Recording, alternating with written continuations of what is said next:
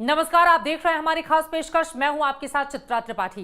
सैनिक क्षेत्र में कितना ही कुछ है जो अभी बाहर से आता है, लेकिन आज रक्षा मंत्री राजनाथ सिंह ने आत्मनिर्भर भारत अभियान को आगे बढ़ाते हुए ऐसा ऐलान कर दिया है जिससे दुश्मन का कांपना तय है। इससे आने वाले 4 सालों में भारत की सैन्य नीति और विदेश नीति में खासे बदलाव देखने को मिलेंगे, क्योंकि मशीन गन से लेकर मिसाइल तक भारतीय कंपनियां अब बनाने वाली हैं। देखिए अपनी सीमा की सुरक्षा को प्रतिबद्ध हिंदुस्तान के तेवरों और ताकत को परखती हमारी एक खास रिपोर्ट। हिंदुस्तानी हथियारों को देख दुश्मन हो जाएगा हैरान। दुनिया को सबक सिखाने का हिंदुस्तान ने किया ऐलान।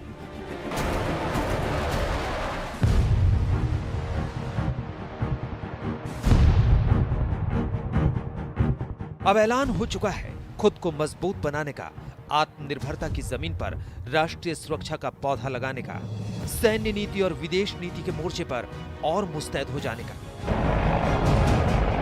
सबसे पहले आपको बताते हैं कि रविवार की सुबह रक्षा मंत्री राजनाथ सिंह ने ऐसा क्या ऐलान कर दिया कि करोड़ों भारतीयों का सिर गर्व से ऊंचा हो गया।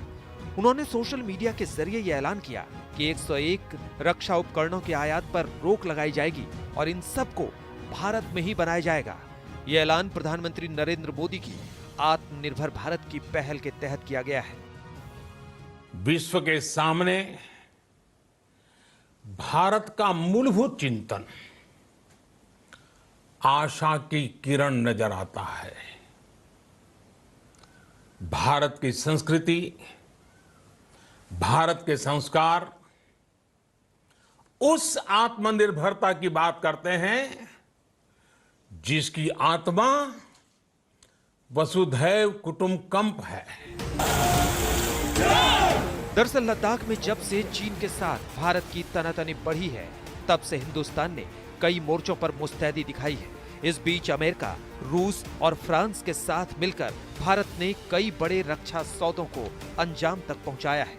ज्यादा दिन नहीं हुए जब भारत ने फ्रांस से 36 राफेल विमानों में से 5 हासिल किए और फिर पूरे देश ने इन्हें अपने आसमान में उड़ते देखा। दुनिया जानती है कि एलएसी पर चीन को हिमाकत करते हुए 3 महीने से भी ज्यादा का वक्त हो गया है। इसका मुंहतोड़ जवाब देने के लिए भारत ने भी कोई कसर नहीं छोड़ी और हजारों सैनिकों को एलएसी पर भेजने के अलावा अपने अत्याधुनिक उपकरणों और जंगी जहाजों को भी वहां तैनात किया। प्रधानमंत्री से लेकर रक्षा मंत्री तक ने लद्दाख में फॉरवर्ड पोस्ट का दौरा किया, जवानों की हौसला अफजाई की और दुश्मन को साफ साफ शब्दों में चेतावनी भी दे डाली। हम शांति चाहते हैं, हमारा चरित्र रहा है कि हमने दुनिया के किसी भी देश के स्वाभिमान पर चोट पहुंचाने की कभी कोशिश नहीं की। लेकिन यह भी मैं कह देना चाहता हूं 2 टूक शब्दों में, यदि कोई दुनिया की ताकत हमारे स्वाभिमान पर चोट पहुंचाने की कोशिश करेगी तो उसे किसी भी सूरत में हम बर्दाश्त नहीं करेंगे। उसका हम मुंहतोड़ जवाब देने के लिए भी तैयार रहेंगे। सुरक्षा के नजरिए से हिंदुस्तान की नीति आईने की तरह साफ रही है। किसी की 1 इंच जमीन पर नजर रखनी नहीं है और अपनी 1 इंच किसी भी कीमत पर छोड़नी नहीं है। अपनी नीतियों को और मजबूत करने और दुश्मन की साजिश को जल्द से जल्द नेस्तनाबूद करने के मद्देनजर अब सरकार ने रक्षा क्षेत्र में भी आत्मनिर्भर भारत अभियान को जोर शोर से आगे बढ़ाने का फैसला किया है। अब आपको दिखाते हैं कि हिंदुस्तान आने वाले वक्त में इस अभियान के तहत किस तरह के सैन्य साजो सामान और हथियारों को खुद बनाएगा। रक्षा मंत्रालय ने फिलहाल सेनाओं से जुड़े 101 अहम उपकरणों और हथियारों का आयात न करने का फैसला किया है। इनमें मशीन गन भी है तो मिसाइल भी है, टैंक भी है तो पनडुब्बी भी है। इस फैसले के मुताबिक भारत 101 सैन्य उपकरणों को खुद बनाएगा। इनमें रडार, हल्के जंगी हेलीकॉप्टर और रॉकेट लॉन्चर शामिल है। जमीन से हवा में मार करने वाली मिसाइल भी भारत में ही बनेगी, तो टैंक, राइफल और परिवहन जहाज का निर्माण भी यही होगा। इसे जल्द ही लागू किया जा रहा है, इसलिए 69 उपकरणों के आयात पर तो दिसंबर 2020 से ही रोक लग जाएगी। पूरी योजना पर अमल के लिए 52,000 करोड़ का फंड जारी कर दिया गया है। ये छोटे मोटे आइटम्स नहीं है, इसमें artillery guns, assault rifles, armoured fighting vehicles, ballistic helmets, bullet proof jackets, conventional submarine, light combat helicopters, light combat aircrafts, transport aircraft, you have radar equipment, you have communication equipment, you have ammunition, बहुत सारा सामान है। इससे Indian defence industry को जबरदस्त boost मिलेगा। अब Indian defence industry ने ये चैलेंज एक्सेप्ट करना चाहिए और आर्म फोर्सेस को वर्ल्ड क्लास इक्विपमेंट देने की काबिलियत रखनी चाहिए। सरकार इस अहम योजना को जल्द ही अमल में लाने की पूरी तैयारी कर चुकी है। हथियारों और उपकरणों के आयात पर रोक इसी साल लगनी शुरू हो जाएगी और इसे साल 2024 तक पूरा करने की योजना है। इन्हें भारत में ही बनाने, तय वक्त पर इनका निर्माण पूरा करने और इनकी क्वालिटी को लेकर भी पूरा ब्लूप्रिंट तैयार किया जा रहा है। ये बहुत अच्छा कदम है, वेरी डिसिसिव स्टेप। इससे हमारी सेल्फ रिलायंस जो है डिफेंस मैन्युफैक्चरिंग में इसको मदद करेगा, डिफेंस इंडस्ट्री को इनकरेज करेगा, इंसेंटिवाइज करेगा। जब बाहर से नहीं आएगा, हमारी R&D काम करेगी, हमारी डिफेंस इंडस्ट्रियल बेसिक इकोसिस्टम बनाएगी और हम आत्मनिर्भर होंगे। ये स्टेप बहुत ही दूरदृष्टि है, ये लंबा चलेगा और इससे हमें काफ़ी इससे असर पड़ेगा, क्योंकि आज की डेट में भारत और इंडियन आर्म फोर्सेस जो हैं एक लार्जर इंपोर्टर हैं आर्म्स और इक्विपमेंट के। दुनिया भर में हथियारों की खरीद के मामले में भारत की अहमियत का अंदाजा इसी से लगाया जा सकता है कि पिछले 4 सालों में विदेशों से हथियार आयात करने के मामले में भारत का नंबर सऊदी अरब के बाद दूसरा था। पूरी दुनिया में हथियार आयात करने में भारत की हिस्सेदारी 9.2% की है। सरकार की कोशिश इस निर्भरता को कम करने की है, साथ ही इसके पीछे देसी रक्षा उद्योग को हर चुनौती के लिए तैयार करना भी है। सरकार के प्रोत्साहन से घरेलू रक्षा कंपनियों का उत्साह बढ़ेगा और वो उन सामानों को खुद बना सकेंगी जिन्हें अब तक बाहर से मंगाया जाता था। जब ये कंपनियां खुद सामान बनाने लगेंगे तो इनकी तकनीकी दक्षता में भी निखार आएगा और इससे रक्षा उपकरणों में विशेषज्ञता की तरफ भी कदम बढ़ जाएंगे।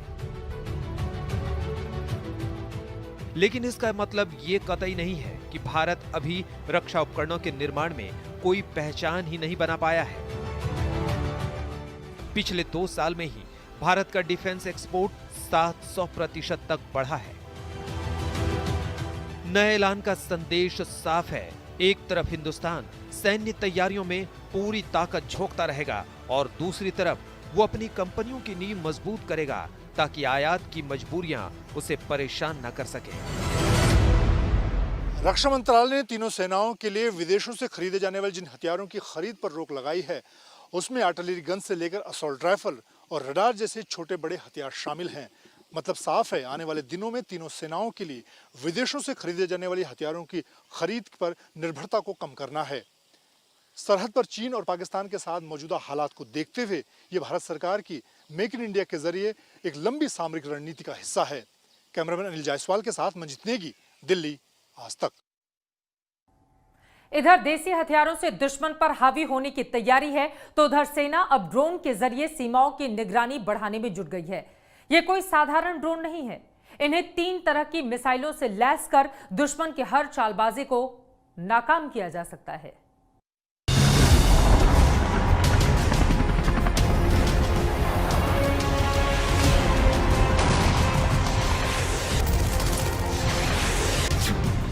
मिसाइल से तैनात ड्रोन लेंगे दुश्मन की खबर।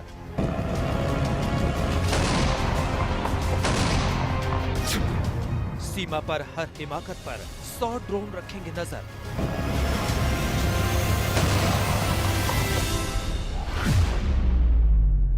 लद्दाख में चीन अड़े रहना चाहता है, जिद्दी बना रहना चाहता है और चाहता है कि पहले की तरह भारत उसके सामने घुटने टेक दे।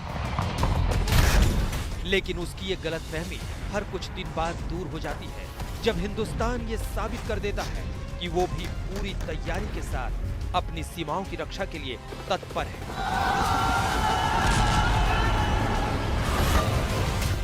तैयारियों के इसी अभियान में इस बार भारतीय सेना दुश्मन की हिमाकत का मुकाबला करने के लिए हेरोन ड्रोन को मिसाइल से लैस करने में जुट गई है। वो भी एक तो नहीं, पूरे 100 ड्रोन्स को। लद्दाख में भारतीय सेनाएं चीन के खिलाफ टैंक से लेकर लड़ाकू विमान हर मोर्चे पर अपनी तैयारियों को चाक चौबंद कर रही हैं और इसी कड़ी में अब हेरोइन ड्रोन्स को मिसाइलों से लैस किया जा रहा है। बिना सैनिक के दुश्मन के ठिकाने को नेस्ते नाबूद करने के लिए हेरोइन ड्रोन्स को एंटी टैंक मिसाइल और लेजर गाइडेड मिसाइल से भी लैस किया जा रहा है। भले ही सरहद पर इस वक्त चीन के साथ बातचीत चल रही हो, लेकिन भारतीय सेनाएं छोटे और बड़े किसी भी मोर्चे पर चीन के खिलाफ अपनी तैयारियों में कोई कोर कसर नहीं छोड़ना चाहते। जब से भारत को इजराइल से हेरोइन ड्रोन्स मिले हैं, फौज चाहती है कि इसे मिसाइल से लैस कर दिया जाए। पिछले कुछ महीनों से जिस तरह की चुनौतियां सीमा पर देखने को मिल रही हैं, उसे देखते हुए इस प्रस्ताव को एक बार फिर रक्षा मंत्रालय को भेजा गया है, ताकि इजाजत मिलते ही इसे संवेदनशील इलाकों में मिसाइलों के साथ तैनात किया जा सके। इसके मिलिट्री फ्लाइट क्रू में पायलट के अलावा सेंसर ऑपरेटर और मिशन इंटेलिजेंस कोऑर्डिनेटर भी होते हैं और इसे रिमोट द्वारा ऑपरेट किया जाता है। हेरोइन ड्रोन चूंकि काफ़ी एडवांस टेक्नोलॉजी के होते हैं और ये मिसाइलों से भी लैस होते हैं। ये पहले अपने टारगेट की टोह लेते हैं, यानी कि पहले टारगेट को ढूंढते हैं और फिर उस ग्राउंड के टारगेट को अपनी मिसाइल से पक्का निशाना लगाकर और उसे नष्ट कर देते हैं। वैसे तो तीनों सेनाओं के पास पहले से ही ये यूएवी यानी अनमैन्ड एरियल व्हीकल है, लेकिन इस बार इसे कई तरह की मिसाइल से लैस किए जाने की तैयारी है, जैसे लेजर संचालित बम, लंबी दूरी की आसमान से जमीन पर हमला करने वाली मिसाइल और एंटी टैंक मिसाइल।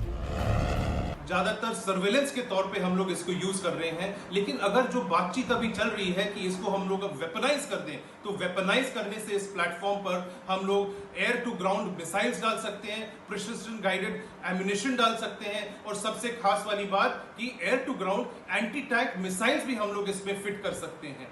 इससे हम लोग की जो अटैकिंग कैपेबिलिटी है और जो क्षमता है वो बहुत ज्यादा बढ़ जाएगी। आइए अब आपको इन ड्रोन्स की खासियत के बारे में बताते हैं। ये ड्रोन लगातार 24 घंटे तक 10 किलोमीटर ऊंची उड़ान भर सकता है। इसकी तुलना अमेरिका के प्रीडेटर और रीपर ड्रोन से की जाती है। इजराइल में हेरोइन ड्रोन ETN के नाम से जाना जाता है। हेरोइन ड्रोन की सबसे बड़ी खासियत खुफिया जानकारी इकट्ठा करना और जासूसी करना है। जासूसी का यह हवाई हथियार तब और भी मारक हो जाता है जब इसे जरूरत पड़ने पर हमलावर का किरदार निभाना पड़ता है। जिस तरह से LAC और LOC पर दुश्मन ने परेशानी बढ़ाने की आदत पाल ली है, हिंदुस्तान ने भी जिद्दी पड़ोसियों को सबक सिखाने के लिए कमर कस ली है। दिल्ली से मंजीत नेगी के साथ आज तक ब्यूरो। तो देखा आपने किस तरह हिंदुस्तान हर मोर्चे पर मुस्तैद है, क्योंकि वो ये जानता है कि चीन अपनी आदत से बाज नहीं आएगा। कल ही LAC पर हुई मीटिंग में चीन को 5 मई से पहले की स्थिति में लौटने के बारे में दो टूक कह दिया गया। अब देखना है कि इस बार फिर जिद पर अड़ता है चीन या फिर बातों मुलाकातों का सम्मान करता है चीन। जून की रात भारत और चीन के सैनिकों के बीच जिस तरह की झड़प हुई वो भुला ही नहीं भूला जाता। उस रात चीनी सैनिकों ने धोखे से भारतीय फौज पर किया था हमला और बदले में भारत के वीर जवानों ने ड्रैगन को चखाया था उसके गुस्ताखी का मजा। 55 दिन बाद भी गलवान में हुई हिंसक झड़प की यादें ताजा हैं, क्योंकि चीन अपनी गुस्ताखियों से बाज नहीं आ रहा। गलवान के बाद चीनी सैनिक पेंगोंग लेक में डट गए और अब वही हरकत देप्सांग में जारी है। देप्सांग से चीनी सैनिकों को हटाने के लिए कल 8.5 घंटे बैठक हुई। बातचीत LAC के पास दौलत बेग ओल्डी में हुई। कल सुबह 11 बजे से शाम 7:30 बजे तक चली बैठक में भारतीय पक्ष की अगुवाई 3री इन्फेंट्री डिवीजन के जनरल अफसर commanding major general Abhijit Bapat कर रहे थे। तो पेट्रोलिंग पॉइंट्स पे जाने दीजिए जैसे हम पहले जाते थे, और अब आप पीछे जाइए जैसा 5 मई को था, वापस जाइए। चीन से लगातार हो रही सैन्य बातचीत में भारत लगातार कह रहा है कि पूर्वी लद्दाख के सभी क्षेत्रों में 5 मई से पहले की स्थिति तत्काल बहाल हो। 5 मई को पेंगोंग त्सो में दोनों सेना के बीच टकराव के बाद गतिरोध की स्थिति बन गई थी। सूत्रों के मुताबिक भारत ने देप्सांग DBO सेक्टर में सैनिकों को वापस बुलाने के लिए भी कहा है। भारत ने मजबूत तरीके से अपनी बात रख दी है, लेकिन असली सवाल चीन की नीयत का है। चीन जो है वो बातचीत में हिंदुस्तान को इन्वॉल्व रखना चाहता है और अपने जो चाहे ज़मीनी स्तर पे जो उसने ज़मीन हथियार के रखा हुआ है या गैर कानूनी तरीके से बंकर वगैरह बना के रखा है फिंगर 4 और 8 के बीच में, उस पर वो कोई बातचीत करने के लिए ठीक से तैयार नहीं है और एग्रीमेंट होता भी है तो उसका सम्मान नहीं होता है। तो इसका मतलब पोजीशन बात साफ है कि टोटल ट्रस्ट डेफिसिट है, नीयत की कमी है, नीयत में खोट है। सूत्रों के मुताबिक चीनी फौज पेंगोंग त्सो, गोगरा और देपसांग में फिंगर क्षेत्रों में डटी हुई है। सैनिकों के पीछे हटने की औपचारिक प्रक्रिया 6 जुलाई को शुरू हुई थी, लेकिन कुछ जगहों से हटने के बाद चीनी सैनिक वहां डटे हुए हैं। तो हमारे जो है अकड़े हुए हैं, हमारे मेजर जनरल साहब ने लंबे बातचीत में बताया उनको कि हमारे पेट्रोलिंग पॉइंट से 10, 11 और 13, और ये भी है कि वो है 7 किलोमीटर दूर बुशसे से जो हमारी एक गांव है वो डीबीओ दौलत बेग ओल्डी के पास है, उसके बगल में है काराकोरम पास जो बॉर्डर पे है, लाइन ऑफ एक्चुअल कंट्रोल पे है। तो ये है तकलीफ। पेंगोंग त्सो, देपसांग और गोगरा जैसे टकराव वाले क्षेत्रों में चीनी सैनिकों के अड़ियल रुख को देखते हुए भारत भी सतर्क है। जवानों से साफ कहा गया है कि चीन की किसी भी हिमाकत का मुंह तोड़ जवाब दिया जाए। सूत्रों के मुताबिक आने वाले दिनों में कड़ाके की सर्दी को देखते हुए एलएसी पर सैनिकों और हथियारों की मौजूदा संख्या बरकरार रखने के लिए सेना ने बड़ी योजना तैयार कर ली है। एलएसी पर ऊंचाई वाले कुछ इलाकों में सर्दी के मौसम में तापमान 0 से 25 डिग्री सेल्सियस नीचे तक चला जाता है। चीन अपने वादे नहीं निभा रहा। चीन की चाल को ध्यान में रखते हुए भारत भी कमर कसकर तैयार है। चीन ने गलवान जैसी कोई हिमाकत की तो फिर उसे ये गुस्ताखी महंगी पड़ेगी। अभिषेक भल्ला के साथ मनजीत नेगी, दिल्ली आज तक। तो अब देसी हथियार ही बनेंगे हिंदुस्तान की सबसे बड़ी ताकत। हमारी इस पेशकश में इसी के साथ बस इतना ही, लेकिन देश और दुनिया की हर बड़ी खबर के लिए आप देखते रहिए आज तक। नमस्कार, मैं हूं अंजना ओम कश्यप। हमें उम्मीद है ये वीडियो आपको पसंद आया होगा। लेटेस्ट खबरों के लिए यूं ही देखते रहिए आज तक, और इस वीडियो के पसंद आने पर लाइक, शेयर एंड सब्सक्राइब करना